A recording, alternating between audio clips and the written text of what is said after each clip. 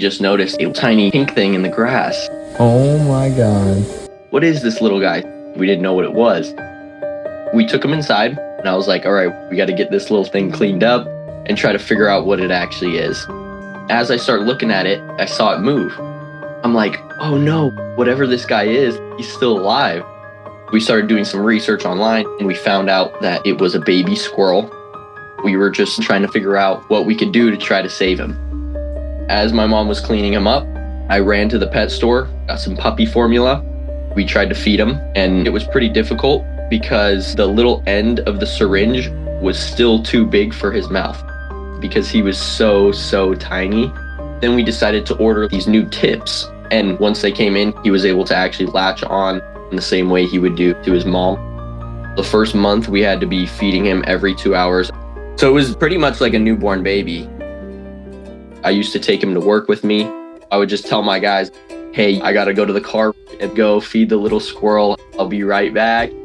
The first days were really interesting. Are we gonna keep this thing? Are we going to just raise it up and let it go? Once we started making sure that he was healthy, we kind of took pride in that. We're like, we're able to keep him healthy. We might as well just keep trying to get him more and more healthy from there.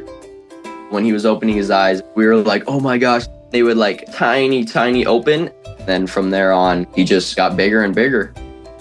As he was getting older, he started relying on us. He would literally come to us when he got hungry instead of going out and looking for his food. A big thing with squirrels is that a lot of times they only choose one owner. They don't like to be handled by people because it's still a wild animal. As soon as he opened his eyes, me and my mom were like, okay, now we have to compete for who he's gonna connect with. He doesn't like to put himself in a vulnerable situation around me as he does it with my mom. Some of my favorite moments are just when he's laying there being super cuddly because people see it as almost like a fairy tale. Oh, he's letting you hold him. He's letting you pet him. He's just sitting there letting us love him, letting us care for him, almost not even acting like he's a real squirrel.